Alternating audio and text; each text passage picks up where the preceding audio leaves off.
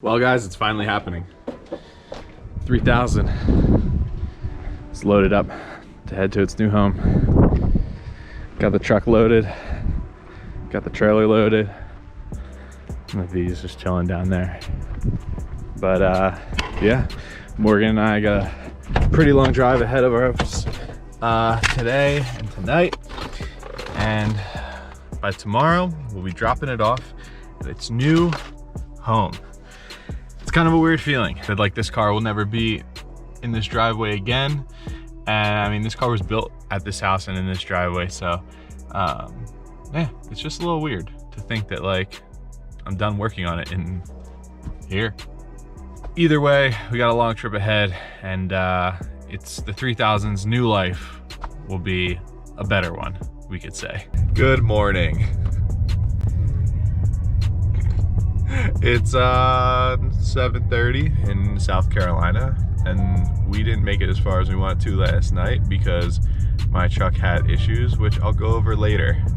But right now we're just waiting for some Chick-fil-A, and we're getting back on the road so that we can get to where we need to be around the time that we want to be there, because we're running late as it is. We saw like 8 accidents on the way. We hit a bunch of traffic, had some truck problems, but it's all good now.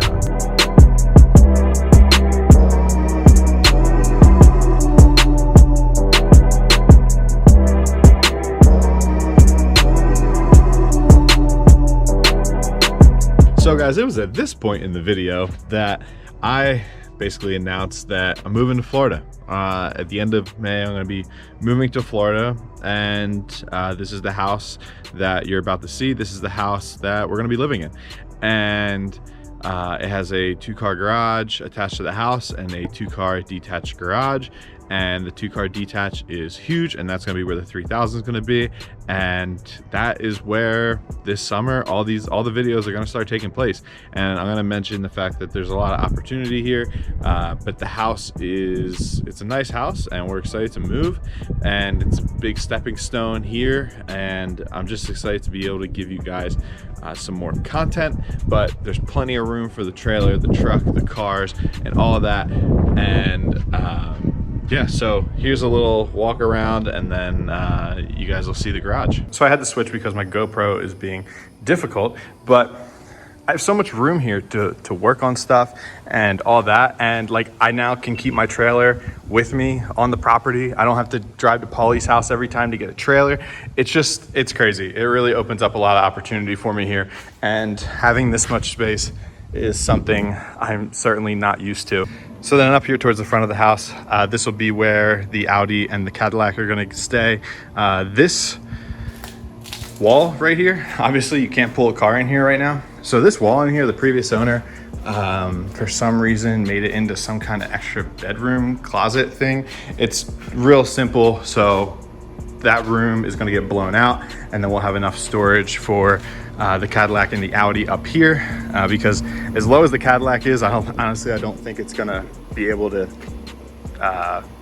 get down there until I do some work to this little transition, and then until I do some work just down here with the garage entrance and stuff like that. But yeah, this is dope, having a detached garage, 4-car garage and all that, bunch of space. Little peek back there. Show you that at another time.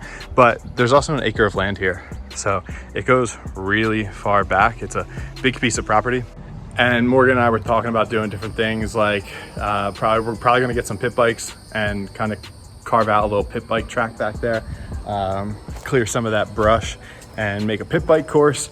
And yeah, like I said, there's just so much room for opportunity here, and I'm so excited to start setting this up. And well, one, moving down here for good and setting this up and all that. You know, I'm gonna miss home, I'm gonna miss family, friends. I'm gonna miss the driveway that I've been building my cars in from day one. But this is something that I've been wanting to do. I love the warm weather. I hate the winter and taking that off time of not being able to touch your car. But I just see it as like a lot of opportunity down here, and where Morgan and I are in our careers and the jobs that we have and all that, you know, we have the flexibility to do this, so why not? So right now I'm gonna unload the entire Suburban. This thing is packed. And then we're gonna go grab some dinner and possibly meet up with Wergs, but Wergs is coming up tomorrow to come check the place out. So we'll check back in a little bit.